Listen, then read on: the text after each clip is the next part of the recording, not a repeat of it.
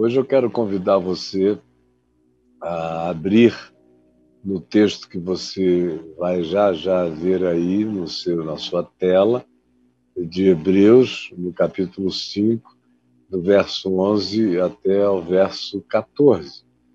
E quem puder, acompanhe comigo. Eu não farei uma leitura escorreita, mas eu vou andando verso a verso, para que você tenha a chance de me acompanhar. E você que tem uma Bíblia, acompanhe. E quem não tem, nos celulares todo mundo encontra a sua própria Bíblia. Então faça isso e vai ser bom se você assim fizer. Eu vou ficar muito feliz, tá bom?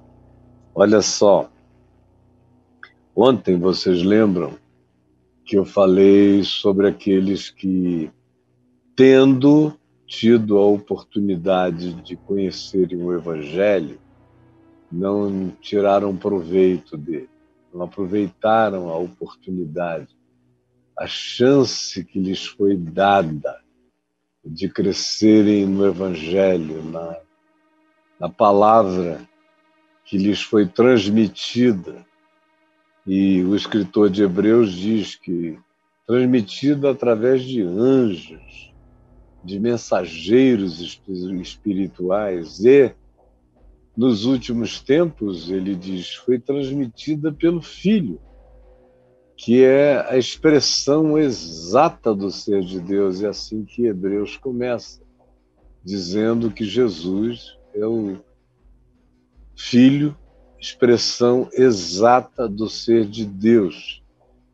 E aí ontem a gente viu como os que andaram no deserto, que receberam a boa nova da revelação de Deus sobre como eles deveriam viver, agora, muito tempo depois, com a evolução da palavra, com a chegada de muitas outras contribuições, e depois dos profetas que anunciaram, que pré-anunciaram o Evangelho, pré-anunciaram o sentido do Espírito, que seria o Espírito do Evangelho, pré-anunciaram o significado da graça, do amor de Deus e do que Deus espera de um ser humano em relação ao que ele chama de santidade, que não tem nada a ver com o que a religião ensina. Santidade, do ponto de vista de Deus, é a plenitude da nossa humanidade, separando-se da animalidade destrutiva e homicida e predadora. Quanto mais humano, mais santo, portanto, mais distante do predador animal. E aí vem Cristo Jesus, aonde tudo ganha plenitude, aonde eu fico exatamente livre, os meus olhos são iluminados, os meus ouvidos são abertos, a minha cognição cresce, pode aumentar indefinidamente. E aí ele diz, é uma pena, porque estando tudo isso dado e disponibilizado a vocês, vocês não tomam posse, vocês não aproveitam, por causa do duro coração de incredulidade. Aí nós vimos o que a incredulidade faz, como ela tira toda a cognição da gente, e como a falta de paz, de pacificação, que vem da apropriação do Evangelho, coloca a maioria das pessoas num estado de ansiedade enlouquecedora, insana, infeliz. E hoje, para não repetir, é óbvio, tudo quanto eu disse ontem, é só entrar aí no canal, o vídeo está aí para você se atualizar e saber em detalhes o que eu falei durante 1 hora, eu estou resumindo aqui em 3 minutos. Hoje, eu quero prosseguir naquele espírito, E eu não vou acompanhar verso por verso, eu vou saltar para onde continua. Porque o que a gente tem aqui no capítulo 5, do verso 1 até o 10, é uma comparação entre o sacerdócio antigo, sacerdócio de Arão, sacerdócio levítico, sacerdócio do tabernáculo depois do templo, e que os sacerdotes que ali ofereciam a Deus sacrifícios pelo povo eram todos pecadores, para que eles próprios, em sendo também culpados, pecadores, falíveis, relativos, incapazes de atingir e alcançar o alvo da vontade de Deus para todo ser humano, fossem pelo menos sacerdotes que aproveitassem a sua falibilidade para serem generosos, para se condoerem dos ignorantes, para se condoerem dos pecadores, dos fracassados, como eles próprios eram, como sacerdotes. E aí se diz, veio Jesus, que era sem pecado, mas foi tentado em todas as coisas, porém sem pecado. E ele, sendo sem pecado, todavia, foi aperfeiçoado pelas coisas que sofreu. Aperfeiçoado pelas coisas que sofreu. Até aquele que era sem pecado teve que encontrar pela via da dor, da experiencialidade, da relatividade, do modo como ele sentiu a existência, doeu na existência e sofreu na existência. Diz aqui que isso tudo era fundamental para que o perfeito fosse aperfeiçoado nas imperfeições humanas. O perfeito fosse aperfeiçoado nas imperfeições humanas e intercedesse pelos seres humanos, conhecendo experiencialmente como um ser humano a agonia de todos os humanos do planeta, de todo o tempo linear da história, conhecesse para trás, conhecesse no presente, conhecesse no futuro. É por isso que se diz que ele é o Cordeiro de Deus que tirou, tira e tirará. Esse é o tempo verbal. Ele tira o pecado do mundo.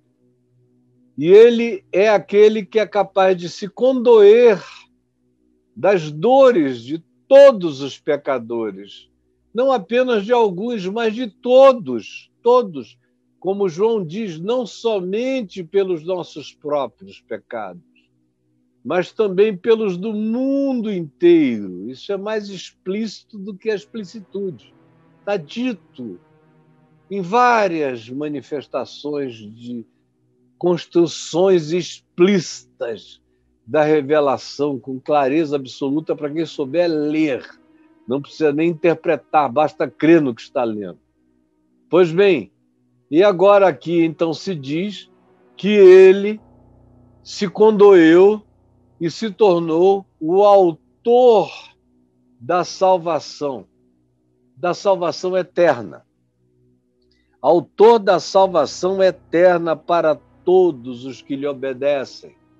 Outra vez, a relação entre crer e obedecer está estabelecida. Do contrário, se você disser que crê, mas não obedece, você não aproveita o benefício da Boa Nova, não aproveita o benefício do que ele fez, da cruz, dessa manifestação absoluta de Jesus em favor de todo aquele que crê e, em crendo, pratica o que crê. Do contrário, não há benefício.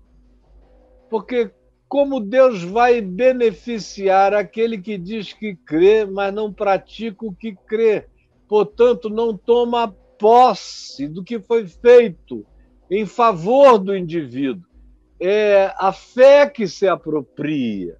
A fé é como uma mão, é com ela que eu me aproprio. A fé é como uma boca, é com ela que eu como. A fé é como olhos, é através dela que eu vejo. A fé é como ouvido, é através dela que eu, ouvindo, discerno. Mas para a nossa imagem imediata do dia de hoje, ela é como uma mão que pega, leva à boca, torna aquilo um alimento que vai nutrir minha existência.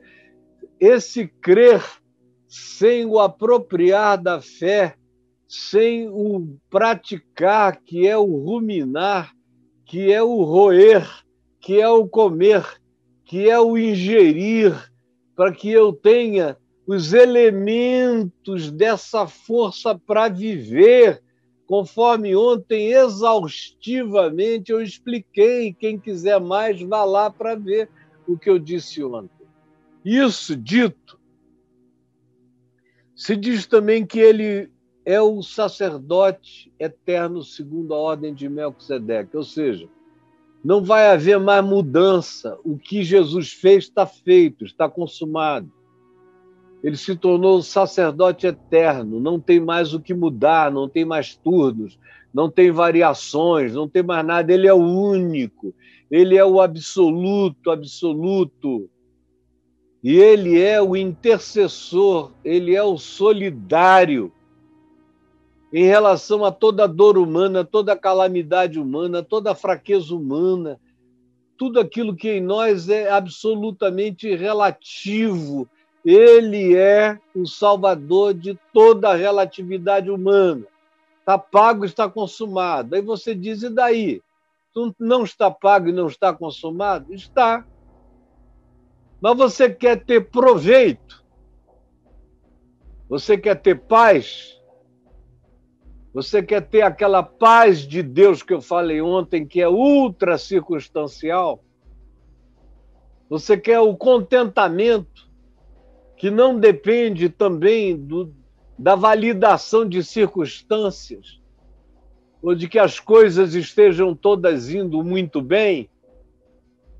Você quer chegar naquele nível em que, não como uma poesia, mas como uma manifestação existencial de contentamento, como Paulo disse aos Filipenses, e Abacuque diz, como eu disse na semana passada, ainda que a figueira não floresça, nem haja fruto na vide, o produto da oliveira mente, e não haja gado no curral, e os campos não produzam mantimento, todavia eu me alegro no Senhor, no Deus da minha salvação.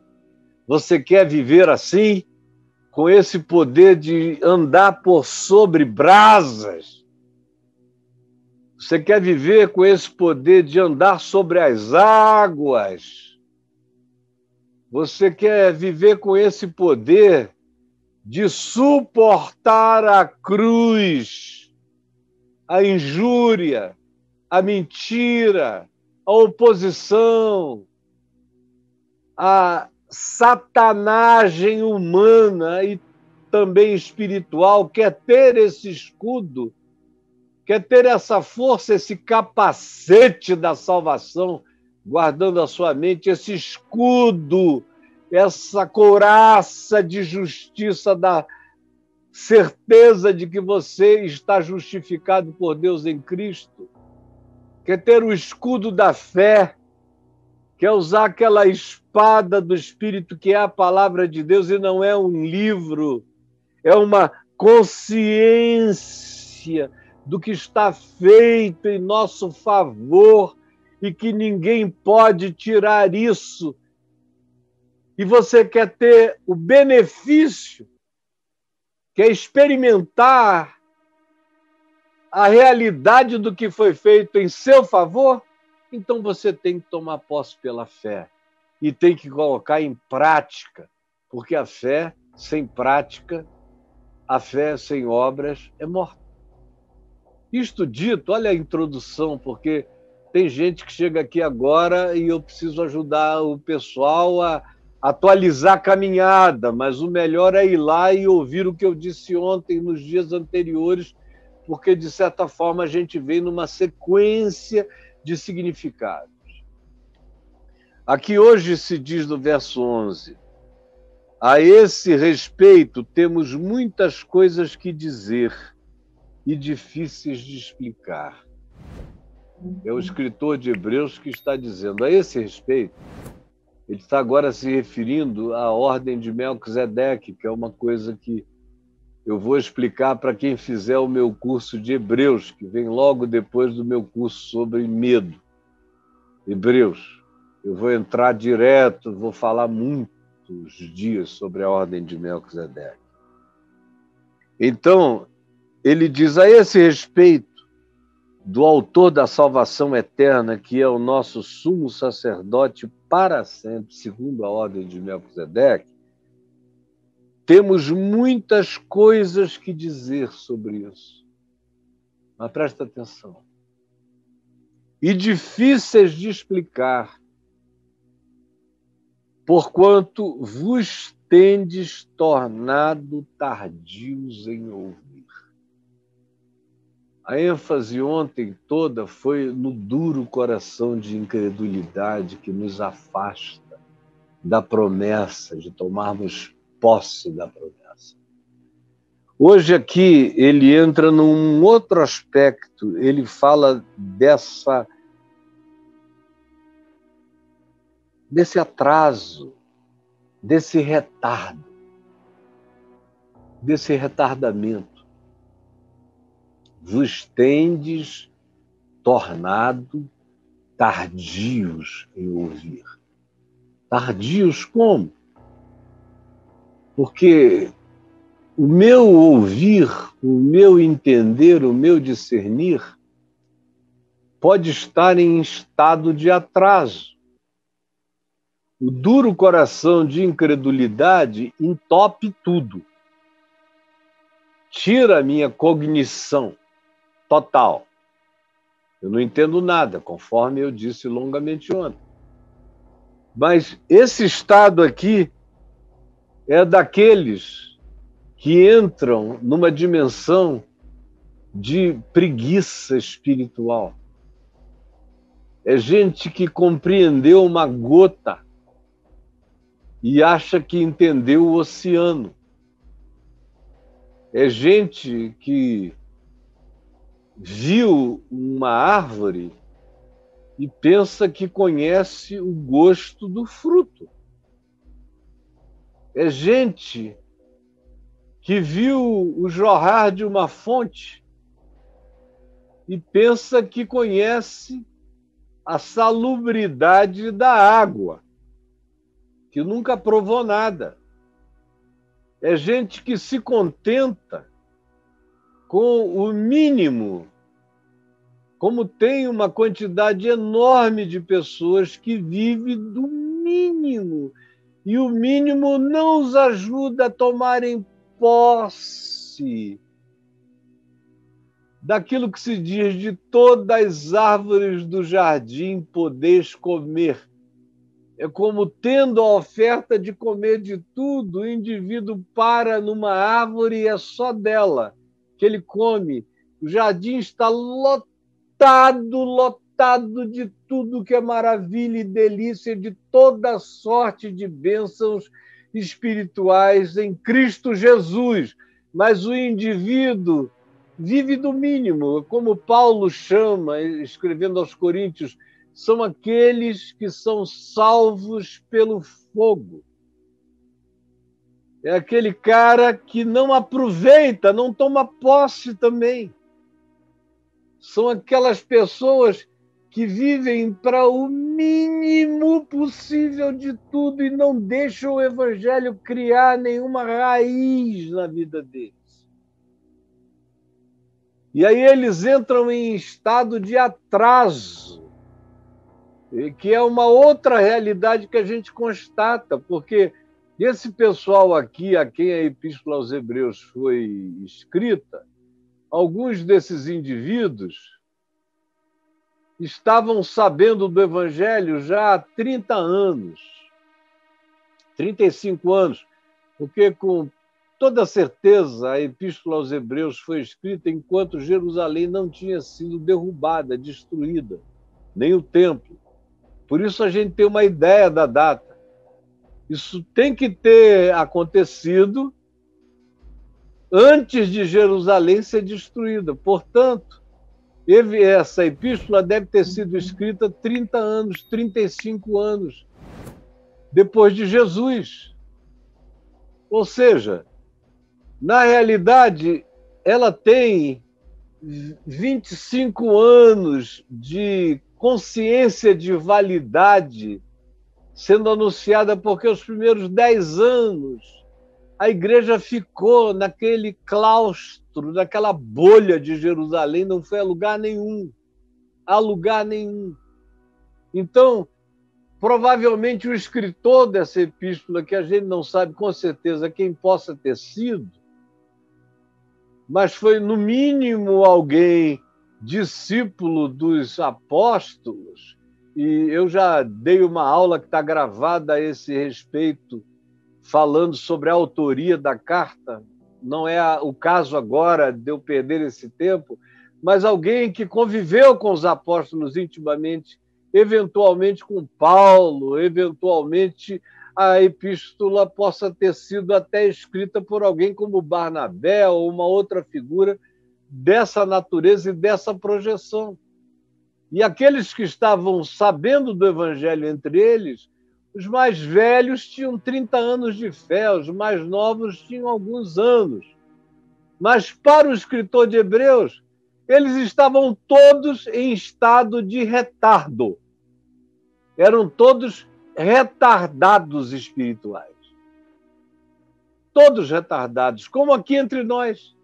Quem não tem o coração endurecido pela incredulidade que pedra o coração da gente, que impermeabiliza, nada entra. Mas não sendo esse o caso de ter um duro coração de incredulidade, tem a história do retardamento. São os retardados. E aí, meu querido, minha querida, desculpa, não dá para poupar ninguém aqui.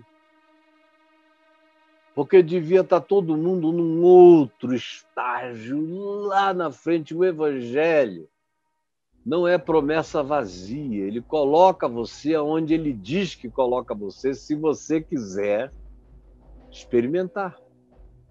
Eu aprendi isso com meu pai há quase 50 anos atrás, quando ele me disse muitas vezes: meu filho, o Evangelho é verdade.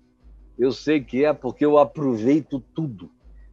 Eu pego, eu chupo o bagaço, eu chupo. E eu via que ele chupava o bagaço. Tem um homem que eu conheci que chupou o bagaço, que mastigou o bagaço do Evangelho, que engoliu tanto que foi arrebatado ao terceiro céu e ouviu palavras inefáveis que ele disse: são lícitas aos homens referir, meu filho, elas só são irreferíveis porque a gente não tem parâmetro descritivo nem código de linguagem. Comeu o bagaço inteiro, tirou todo o proveito, morreu em glória. E eu fiquei com essa certeza e decidi que eu iria ser um desses, queria morrer em glória e queria chupar, depois mastigar, depois engolir todo o bagaço do Evangelho de Deus em Cristo Jesus.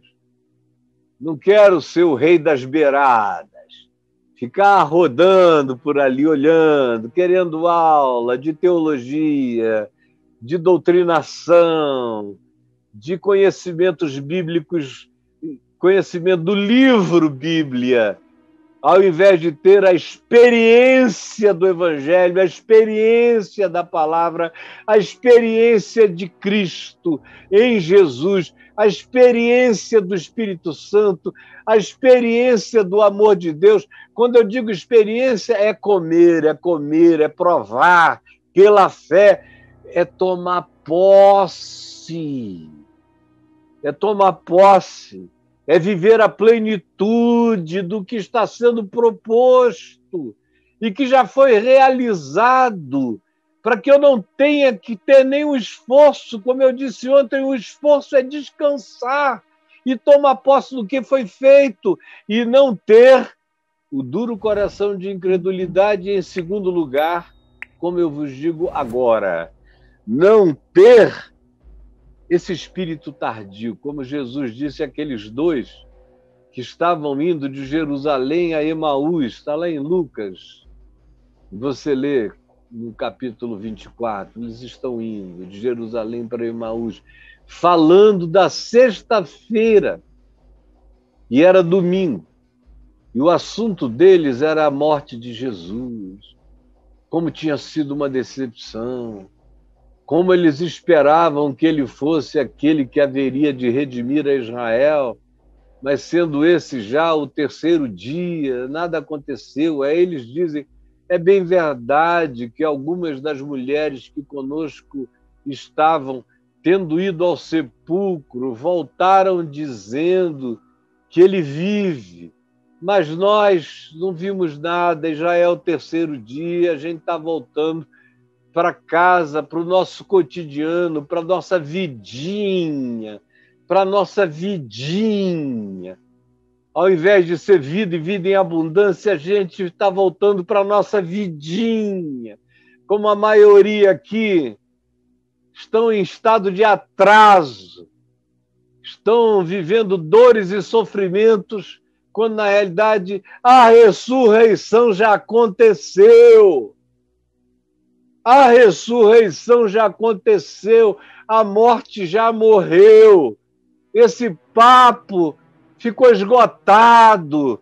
A notícia do Evangelho é que Cristo está vivo e eu posso me apropriar do poder da ressurreição. Como Paulo diz, escrevendo aos Filipenses, que ele queria tomar posse na vida dele do poder da ressurreição. Ele queria carregar essa força que ressuscitou a Jesus de entre os mortos e que no Evangelho está disponibilizada. Esse poder está disponibilizado. E não é brincadeira, não é falastrice, não é uma aula de um coach qualquer, é o Evangelho anunciado por anjos, praticado por Jesus, que foi à cruz pela dor humana e ressuscitou de entre os mortos para nossa justificação, para nossa validação, para nossa afirmação, para nossa segurança, para nossa eterna gravidez de esperança. Mas ele diz, a esse respeito temos ainda muitas coisas a dizer. Por enquanto, de acordo com a cabeça de vocês, elas são ainda difíceis de entrar, porquanto vos tendes tornado tardios no ouvir. Lá, aquele pessoal que estava indo, aqueles dois de Jerusalém para Emaús, o que Jesus disse a eles? Ó tardos, quando eles disseram, algumas mulheres que conosco estavam, tendo ido ao túmulo, voltaram dizendo que tiveram uma visão de anjos, os quais afirmam que ele vive. Mas nós não vimos nada. Então, o que foi que Jesus lhes disse? Ó tardos, nécios foi a primeira palavra, que significa turvos de mente, que tem aquela neblina mental, que não consegue enxergar nada, honestos, bloqueados e tardos de coração para crer. Nécios e tardos de coração. Aqui é a mesma definição, é a mesma mensagem. O duro coração de incredulidade nos torna nécios, nublados para tudo, não enxerga nada. E tardos de coração é aquele indivíduo que está sempre muito, muito atrasado. Muito atrasado em tudo. É o cara que chega na Fórmula 1 depois que todo mundo já completou a corrida, ele chega 10 voltas depois. É o tardo de coração para crer, tardios em ouvir. Você vai falando. Eu aqui sei que eu estou falando e tem apenas um pequeno grupo aproveitando. Tem um bocado de gente fazendo outras coisas, não entendendo. Se pudessem, levantariam a mão toda hora dizendo: Professor, que foi mesmo que você falou? São tardos para ouvir. E tem gente que é tarda para ouvir por um bloqueio, elas não querem ouvir tudo. Não querem se comprometer sabendo demais, ouvindo demais. É aquele pessoal que diz: não, eu dou uma passadinha lá no CAI uma vez na semana, ouço uns 15 minutos, porque eu não tenho tempo para ficar ouvindo 1 hora. Mentira. Está gravado. Quem quiser ouvir, ouve tudo, a hora que quiser. Mas tem gente que não quer ouvir tudo, porque não quer compreender. E em compreendendo, não quer se converter para praticar tudo quanto lhes foi ordenado no mandamento do Evangelho. Como disse Jesus aos seus discípulos: ensinem-nos a guardar, ensinem a todos eles a guardarem tudo quanto vos foi ordenado. Ensinem, como Paulo disse aos presbíteros de Mileto, todo o conselho de Deus. Tudo. Mas aqui se diz, tem muita gente que se bloqueou, que nem adianta falar, porque eles não vão entender, porque não querem compreender o que se lhes pode explicar, porque se tornaram tardios para ouvir. Pois, com efeito, quando devias já ser mestres, vocês já deveriam estar ensinando o mundo, pregando para todo lado. A minha intenção aqui é essa. Eu quero me reproduzir. Eu quero ter milhões de filhos. Quero me reproduzir. Eu estou ensinando o Evangelho. Eu não estou me ensinando como o Evangelho, mas o Evangelho em mim está dando todo o fruto possível até aqui, e eu vou comer o bagaço todo, vou morrer em glória. Não admito menos do que a abundância da vida abundante prometida por Jesus e que só é apropriada pela fé e só se torna realidade quando praticada com fé e amor. Vocês já deviam ser mestres, mas se tornaram tardios, atrasados, retardados espiritualmente. Já deviam estar lá na frente, considerando o tempo corrido. O tempo. Olha, Jesus só viveu 3 anos e meio no máximo. Tem gente que está aqui me seguindo há 20 anos, 15 anos. Por que não se tornaram ainda mestres? porque se tornaram, no mínimo, tardios para ouvir, atrasados de coração, porque, dado ao tempo corrido, você já devia ser mestre. Sim, não tenho a menor dúvida. No entanto, tendes sempre novamente necessidade, outra vez e outra vez, de que alguém, de que eu, Caio, vos ensine de novo quais são os princípios elementares. Elementares. Até aqui eu não falei nada do que aquilo que é absolutamente elementar. Eu só tenho podido pregar o que é elementar. Porque se eu vou um pouquinho além do elementar, ou tem gente que diz que não está entendendo nada, que o Caio é difícil de ser entendido, e é tudo mentira. Porque eu vejo gente simples, sem cultura, que me ouve e me entende. Porque todo mundo que quer entender compreende. É uma questão de ter o coração endurecido ou não. É uma questão de ter vontade de crescer ou não.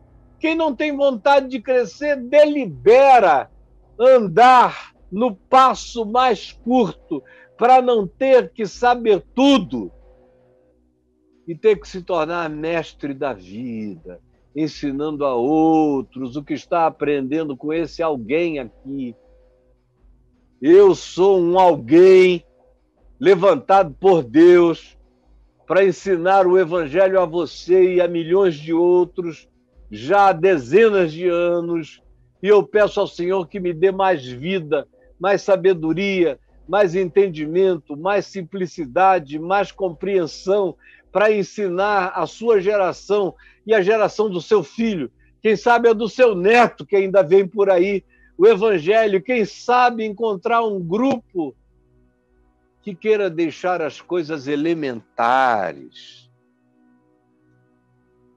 Um grupo que não sinta mais a necessidade de ser ensinado de novo, e outra vez, e recorrentemente, para sempre, acerca dos princípios elementares desses oráculos de Deus que estão todos revelados em Cristo Jesus.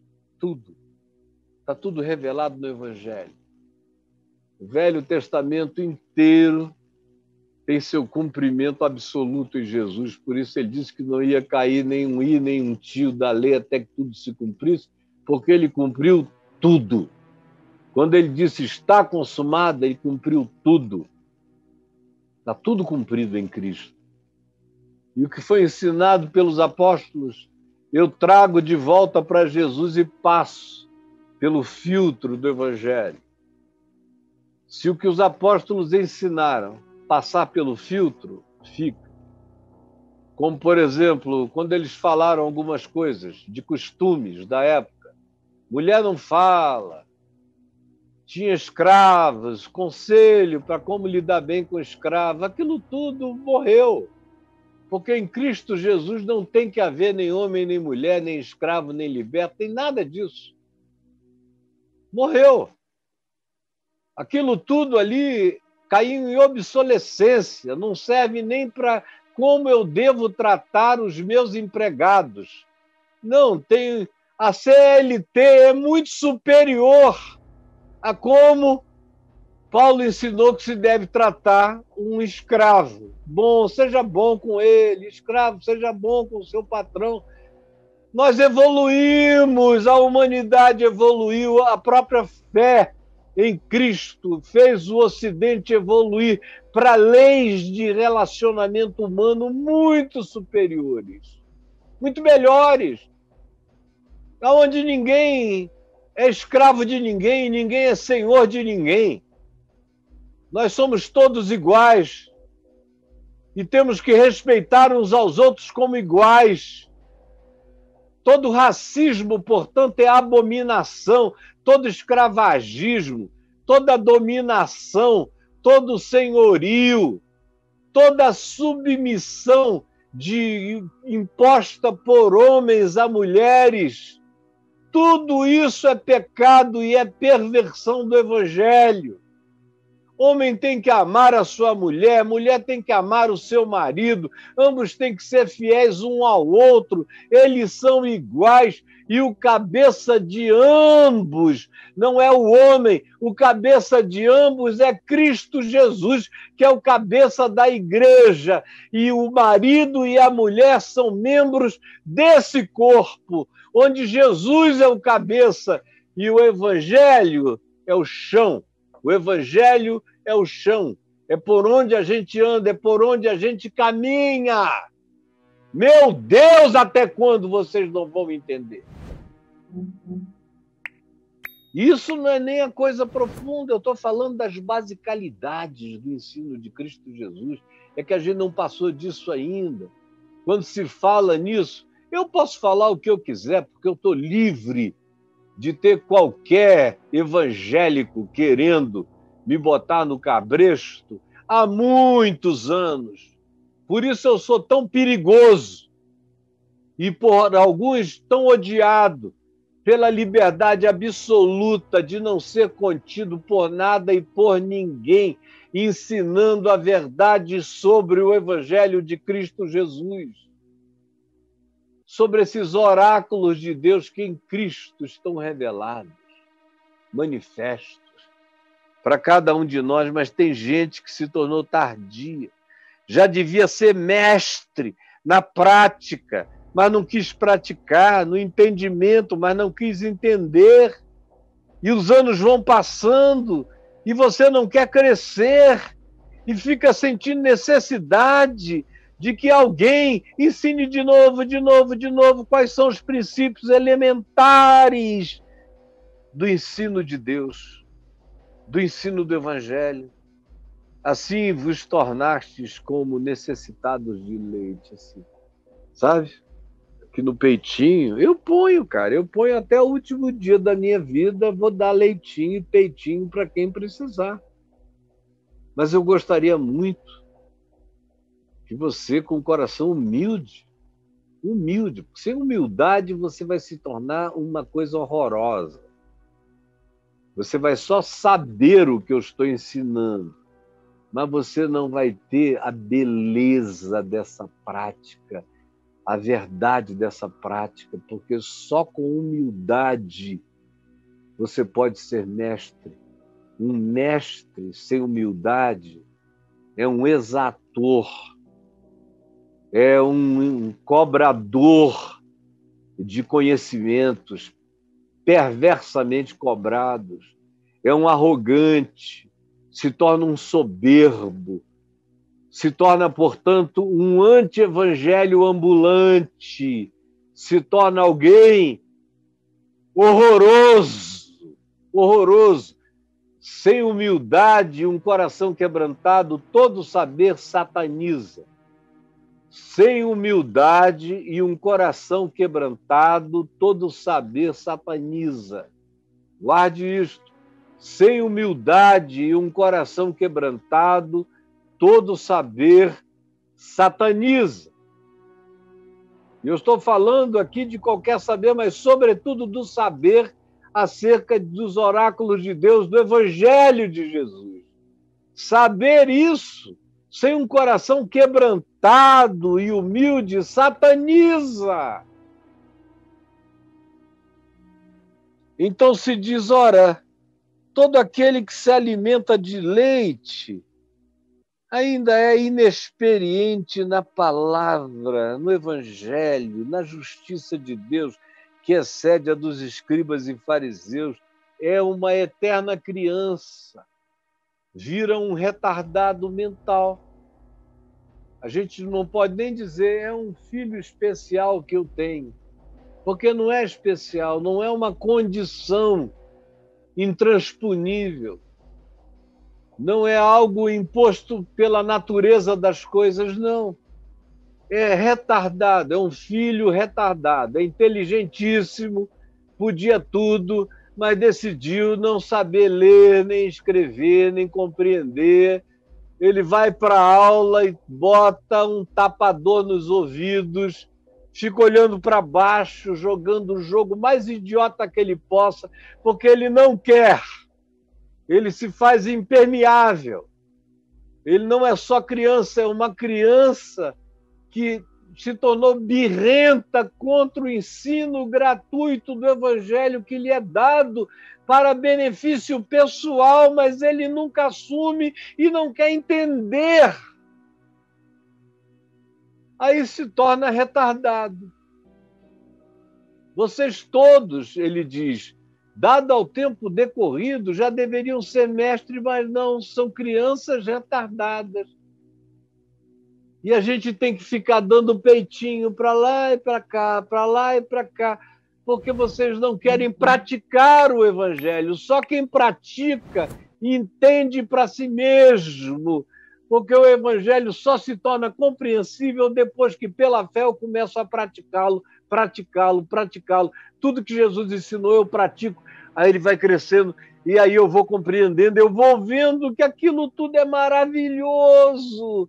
A pedra que os construtores rejeitaram e que se tornou a principal pedra angular é maravilhosa, é linda, te dá mais sabedoria do que aos sábios, te dá mais filosofia do que a todos os filósofos, te dá mais compreensão da alma, da mente, do espírito humano do que todos os psicólogos, te faz mestre do ser, da vida, da história, do discernimento dos tempos, das horas.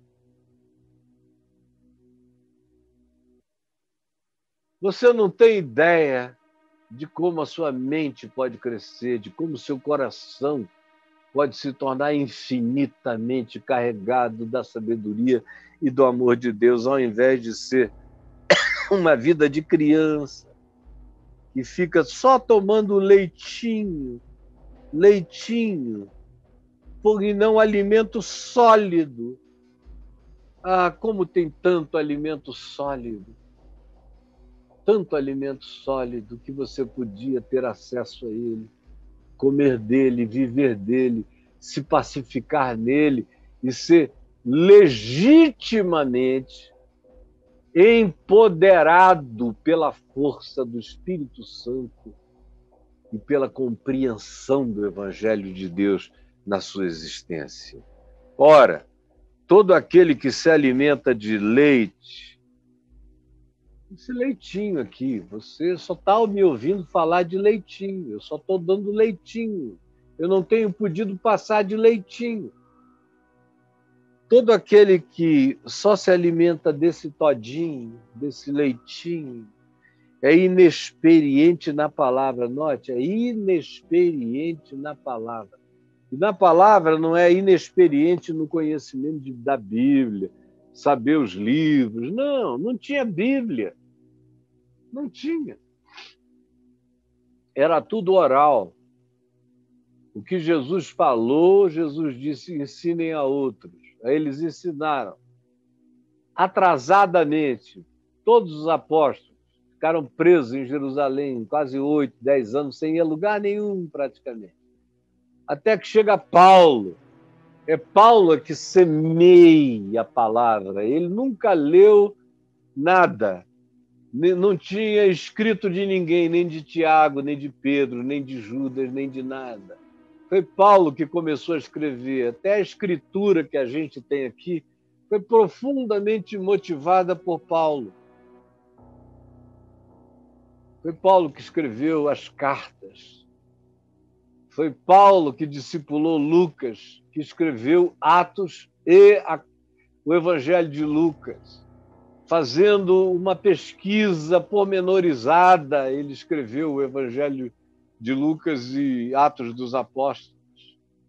Aí depois Pedro ditou provavelmente as memórias dele para Marcos e veio um evangelho sintético, que é o Evangelho de Marcos. E aí, baseado no Evangelho de Marcos, provavelmente Mateus disse, deixa eu acrescentar as parábolas, o Sermão do Monte, os oráculos, assim chamado oráculos do Senhor. Como aqui se fala, oráculos de Deus. oráculos do Senhor, mas não era um livro. Quando se diz aqui que eles só se alimentavam de leitinho, porque eram inexperientes na palavra da justiça, ele estava dizendo que eles não praticavam, eles não tinham entendido o que era superior, que lhes daria paz absoluta, tanto quanto não praticavam. Inexperiente é sem experiência. Experiência é algo que só acontece se você provar. Ó.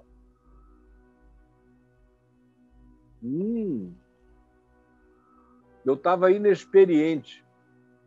Aqui, a Margarida trouxe e botou aqui ao lado. Eu estava tão empolgado falando que quase nem vi que ela entrar.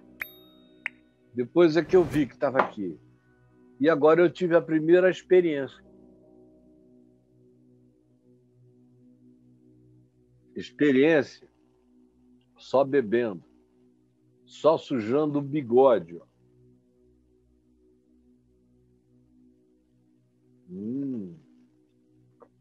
Experiência.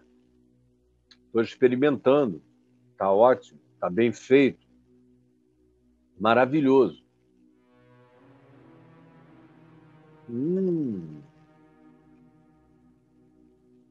Experiente.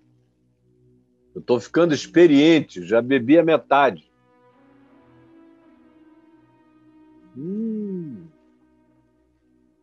Estou mais experiente ainda. Quanto mais eu bebo, mais feliz eu fico.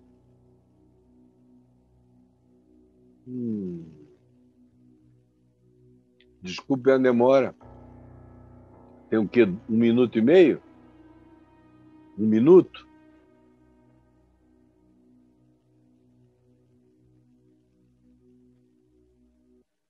Experiência leva tempo.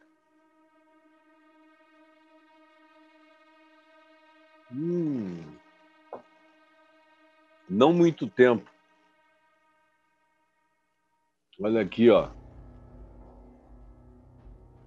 Se fosse uma menina aqui no meu lugar, tinha um lencinho aqui, mas o meu lenço acabou, eu não botei de volta. Viu? Aí tem que fazer aquilo que a minha mulher na reprise vai dizer, não faça isso. Mas essa coisa aqui, ó, é a experiência. Ó, agora eu posso falar. Eu bebi tudo. Eu provei. É bom. É vida. É nesse sentido que se diz, vocês são inexperientes na palavra da justiça, que é a justiça de Deus, é o Evangelho. É o que Jesus ensinou para a gente praticar. É o que Jesus fez para a gente tomar posse pela fé e se pacificou. Se pacificar é o que ele ensinou para a gente praticar e ter resiliência, aprender resistência, coragem, força, energia, lucidez. Tudo isso vem da experiência de provar e de viver, de provar e de viver. Aí eu posso ser mestre, porque o que eu aprendo é a não arrogância, é o quebrantamento, é a gratidão e é o privilégio de, em tendo sorvido tudo, poder compartilhar o acesso a quem quer que queira. Mas o alimento sólido, que é aquilo que cada um aqui deveria aproveitar, e o alimento sólido, deixa eu dizer, não é esquisito. Tem muita gente aqui que sai daqui e vai procurar na internet um cara que esteja dizendo as maiores babuzeiras do mundo. É babugem, de onde vem a palavra babuzeira, é de babugem. Daquela coisa que se põe para o porco, as maiores babuzeiras. Aí você não entende coisa com coisa, nunca ouviu falar naquilo e diz, bom, vai ver que isso é que é profundo. Não, isso é a loucura, mas você, como não sabe, é uma criança enganável, vai atrás de qualquer idiotice ou de todas elas. O alimento sólido é para os adultos, para quem já passou do infantilismo idiotado, para aqueles que pela prática,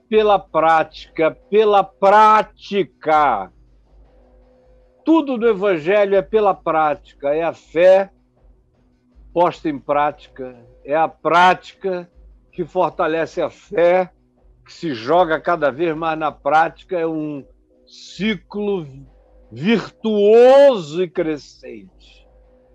Para que pela prática, esses que pela prática, preste atenção, estou terminando, esses que pela prática têm as faculdades, todas as suas cognições e capacidades facultativas, exercitadas.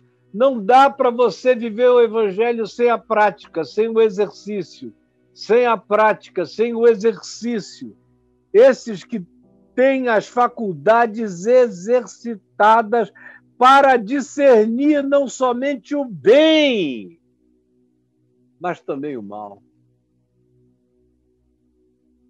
Tem esses, pela prática, as suas faculdades exercitadas para discernir não somente o bem, mas a gente precisa aprender com o Evangelho, pela prática, a discernir também o mal. Discernir o bem para escolher o que é bom. E os que não estão enganando e nem falsificando o Evangelho e nem oferecendo apenas um leitinho, sem puxarem vocês para o andar de cima. Andar de cima. Se tornarem adultos, mestres, quebrantados, exercitados pela prática, no discernimento, desenvolvendo faculdades espirituais.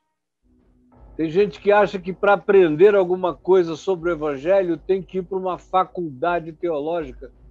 A maioria dos que entram e fazem um curso, eu conheço aqui, ali, depois, a vida inteira, há 50 anos eu estou conhecido, raramente eu encontro alguém exercitado nas faculdades espirituais. Na maioria das vezes é um menino vestido de pastor ensinando um monte de outros meninos que são imbecilizados e retardados a vida inteira. Porque só recebem leite, só leite. Nunca tiveram o alimento sólido. Quando começam a receber, se escandalizam, retroagem e preferem viver retardados. Dizem aqui, eu prefiro ficar aqui, nesse cantinho, nessa encolha, do que crescerem e terem as suas faculdades mentais, holísticas, faculdade de todas as perspectivas do que em mim seja possibilidade de apreensão, de compreensão, de discernimento, terem as faculdades na prática exercitadas para discernirem não somente o bem,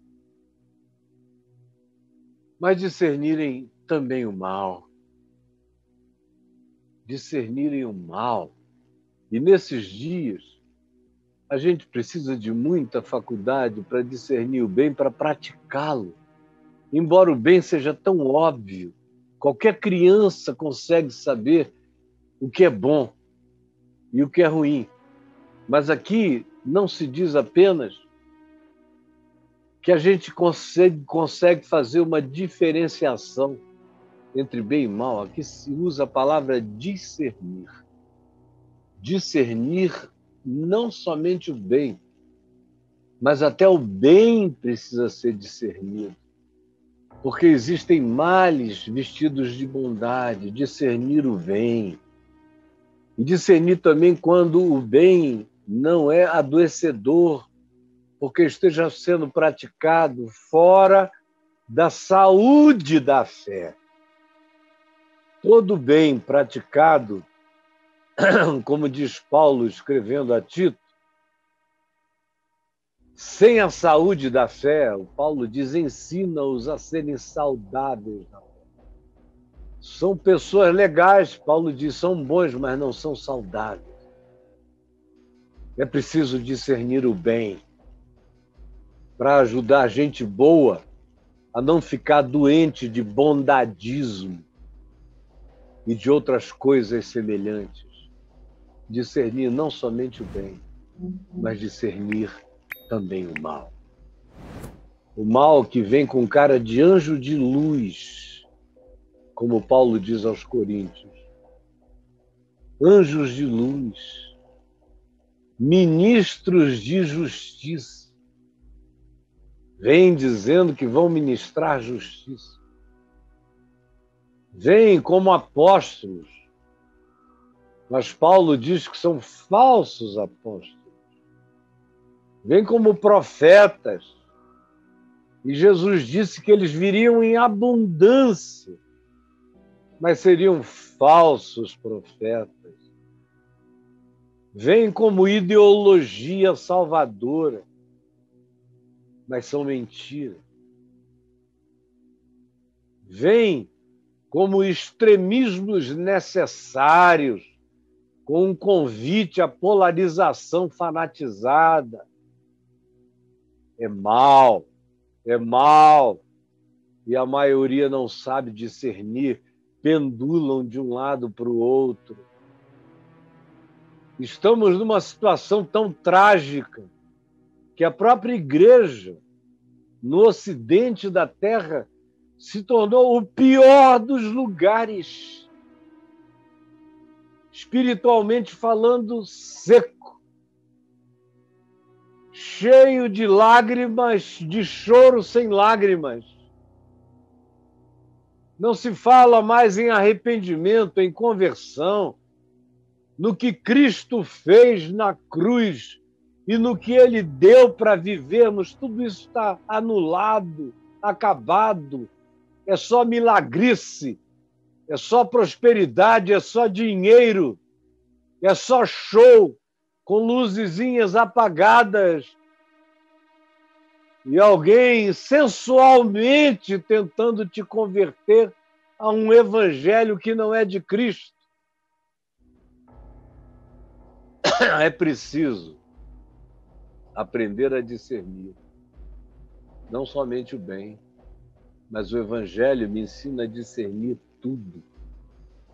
Ele me ensina, na medida em que eu vou me tornando experiente, maduro e adulto, ele me ensina. Não tem anjo de luz que me engane. Não tem apóstolo que me emocione, nem profeta, nem evangelho que me empolgue, se não for o evangelho de Jesus, esse que você ouve e aprende aqui. Se não for anjo do Senhor, que eu discerno, ele pode vir cheio de luz, mas eu sei se ele é demônio ou se ele é anjo de luz. Pode vir, não tem profeta nenhum chega para mim, porque ele sabe que eu os atravesso e os decido. Porque pela prática e pela fé e pelas obras praticadas e pela manifestação e exercício da fé na plataforma do amor e da verdade, você se torna um adulto capaz de discernir não somente o bem, mas também o mal. Jesus, eu falei, eu tenho falado, Ninguém pode dizer que não ouve voz gritando o Evangelho como ele é, das raízes mais primitivas de onde ele vem. Ninguém pode dizer que isso não aconteceu na sua geração, que não foi proclamado com a fé dos apóstolos e com a sinceridade dos que andam com Jesus.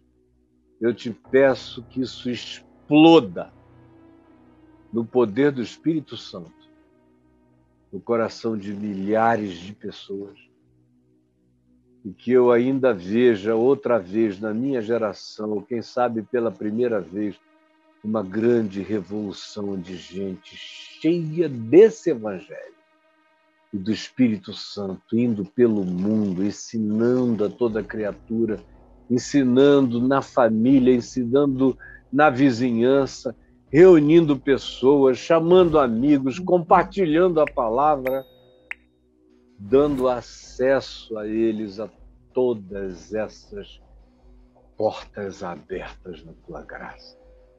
É o que eu te peço em nome de Jesus. Amém e amém.